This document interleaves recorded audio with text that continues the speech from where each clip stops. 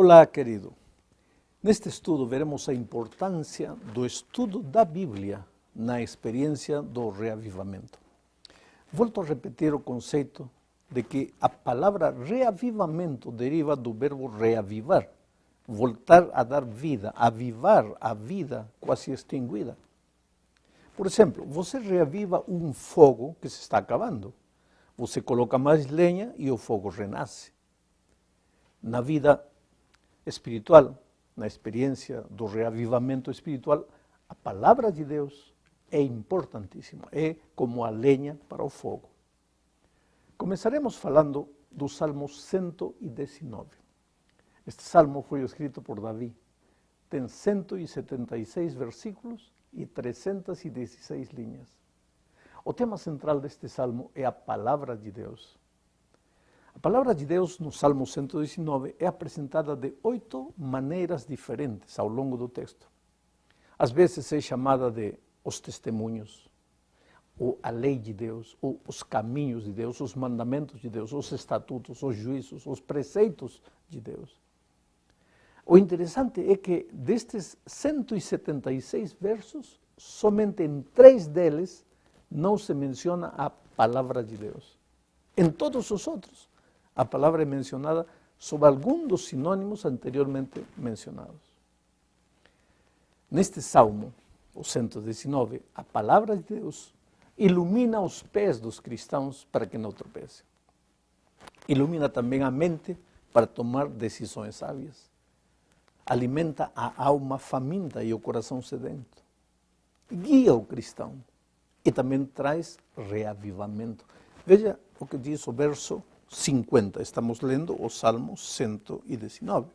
Diz: isto é a minha vida, consolação na minha angústia, que a tua promessa me vivifica. A tua promessa me vivifica. A tua palavra, a tua promessa. Pense nesta expressão. A tua promessa me traz vida, me reaviva. Para Davi, querido, não existe reavivamento sem a palavra de Deus. A palavra de Deus te leva de novo à vida que você estava perdendo. Mas por que não existe reavivamento sem a palavra de Deus? Por causa do poder criador da palavra. E esta é a segunda parte do estudo. Veja, no princípio não existia nada. Somente o caos, a escuridão, o vazio. E agora, olha o que diz aqui no Salmo 33, versos 6 e 9. Pela palavra do Senhor foram feitos os céus e todo o exército deles pelo sopro da sua boca. Pois ele falou e tudo se fez. Ele mandou e logo tudo apareceu. Você imagina a força desta declaração? Você consegue imaginar o poder da palavra criadora? Mas isso não é tudo. Quando Jesus esteve nesta terra, fez paralíticos andarem, abriu os olhos dos cegos, curou os leprosos e até ressuscitou os mortos somente com o poder da sua palavra. Claro, se a sua palavra teve poder para criar tudo do nada, não poderia ter poder para restaurar o que o pecado tinha destruído? Claro que sim. Hoje, Jesus já não está mais corporalmente conosco, mas a sua palavra está. Temos a Bíblia nas nossas mãos. E o autor da Epístola aos Hebreus diz em Hebreus 4:12 o que vou ler agora. Porque a palavra de Deus é viva e eficaz, e mais cortante do que qualquer espada de 2 gumes, e penetra até a divisão da alma e o espírito, e de juntas e medulas, e é apta para discernir os pensamentos e intenções do coração. Que promessa extraordinária, que declaração! Não existe nada que resista à palavra de Deus. E ao longo do meu ministério tenho visto o poder transformador da palavra.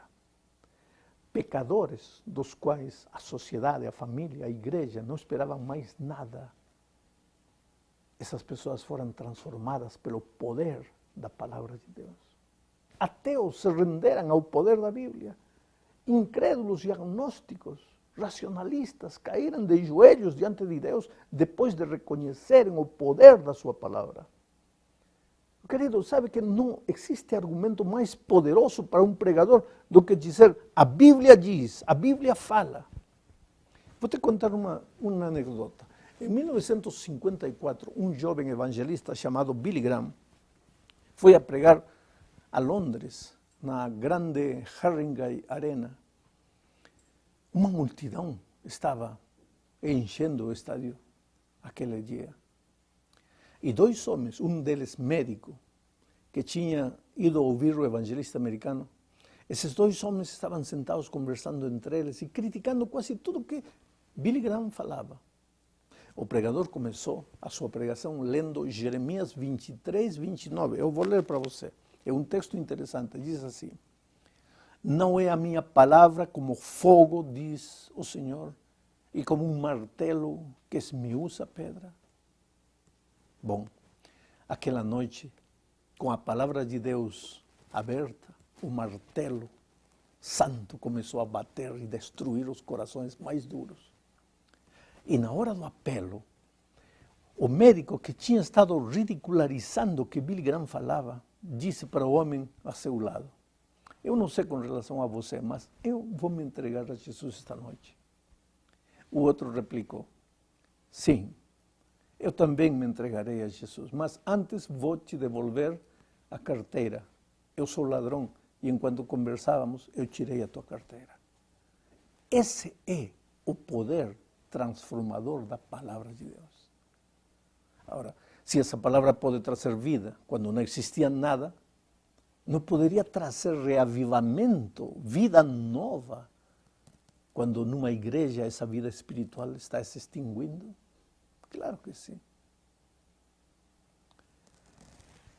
Na terceira parte deste estudo, veremos como Jesus trabalha para levar a sua igreja em direção de uma experiência genuína de reavivamento. Porque, sabe como em tudo na vida existe a imitação, existe o fraude.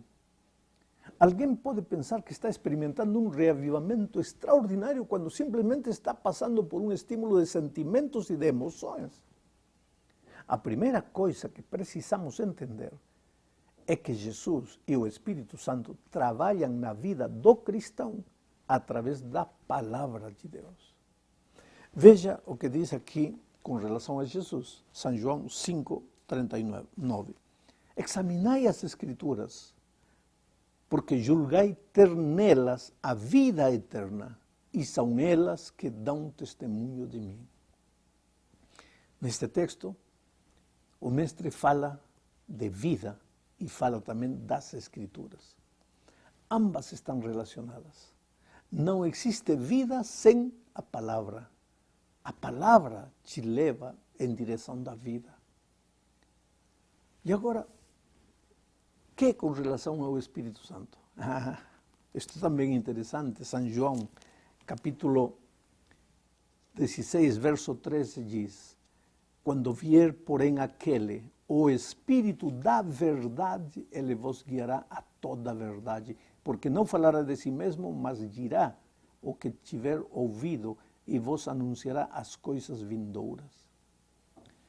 O Espírito te levará em direção da verdade. E qual é a verdade? Jesus responde isso em São João 17, 17, quando diz: santifica-os na verdade, a tua palavra é a verdade. Portanto, meu amado, a experiência de reavivamento que tanto Jesus quanto o Espírito Santo desejam que a igreja viva, essa experiência está fundamentada na palavra e não nos sentimentos, não apenas nas emoções. Os sentimentos são perigosos e traiçoeiros. Quando tudo está mal, eles podem fazer que você sinta que está tudo bem, ou vice-versa. Por isso, Jeremias afirma que o coração é mentiroso e perverso. Uma ilustração prática do que estou dizendo é a experiência dos discípulos. Quando eles estavam em caminho de Emaús, depois da ressurreição do Mestre, eles regressavam tristes, pensavam que Jesus tinha lhes falhado. 3 anos das suas vidas investidos em nada, para nada. Eles não tinham mais vontade de viver, nem de sonhar. Naquele momento, Jesus apareceu no caminho deles. E precisava reavivá-los, porque a fé deles estava se extinguindo, estavam morrendo. E o que Jesus fez? Eu pergunto, ele não poderia ter realizado um milagre assim espetacular para que todos os discípulos se reanimassem num piscar de olhos? Claro que podia, mas não o fez. O que fez? Simplesmente abriu as Escrituras e leu aquilo que eles tinham esquecido. E qual foi o resultado dessa ação de Jesus? Eles disseram depois o que está registrado aqui em São Lucas, capítulo 24, versículo 32.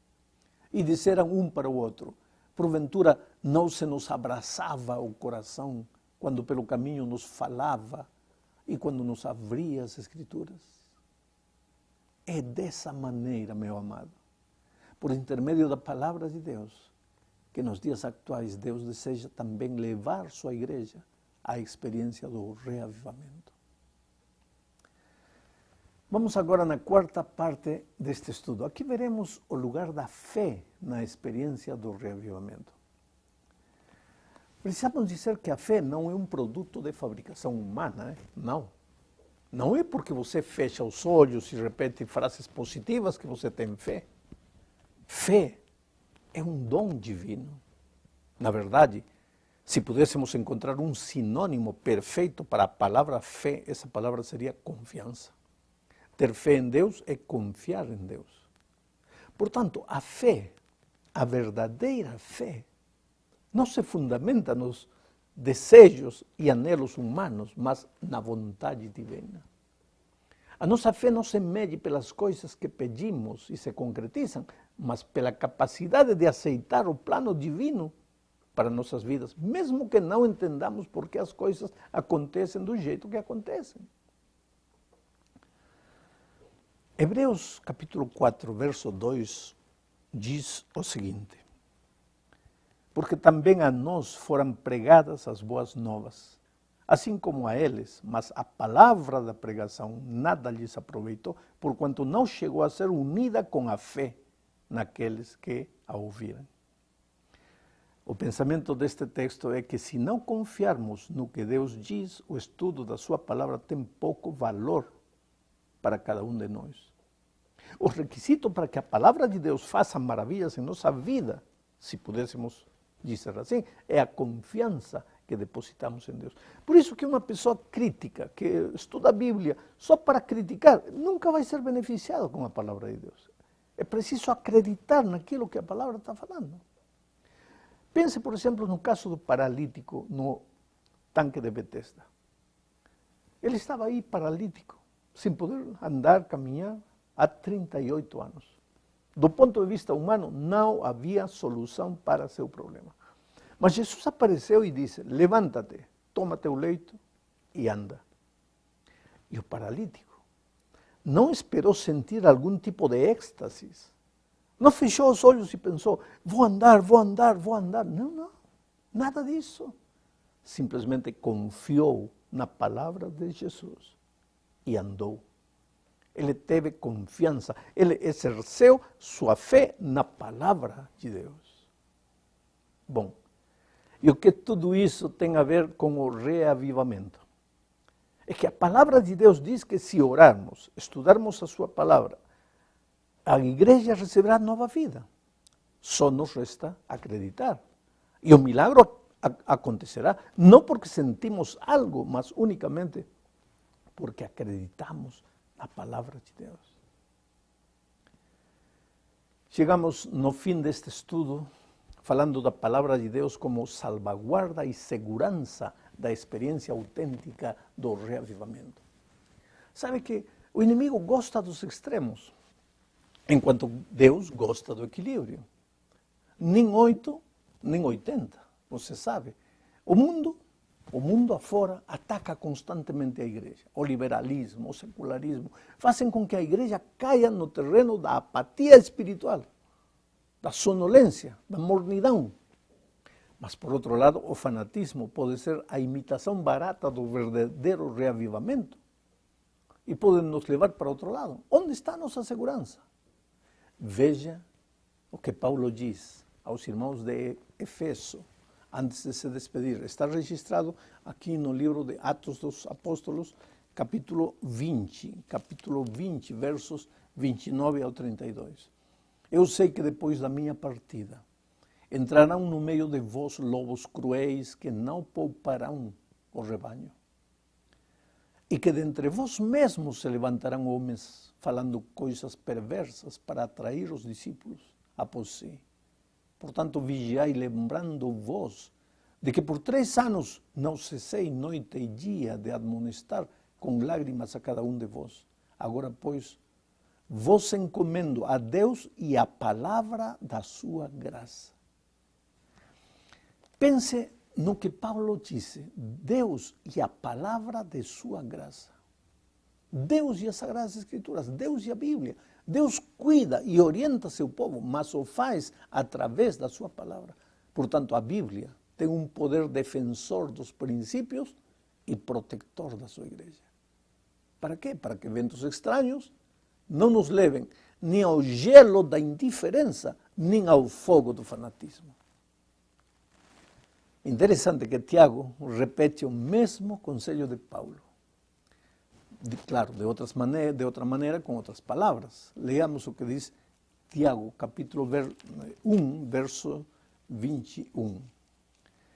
Pelo que despojando-vos de toda sorte de imundícia e de todo vestígio do mal, recebei com mansidão a palavra em vós implantada, a qual é poderosa para salvar as vossas almas. A palavra implantada. Esta expressão é significativa. Não é a palavra guardada no estante de livros. Não é a palavra fechada no caixão do criado mudo.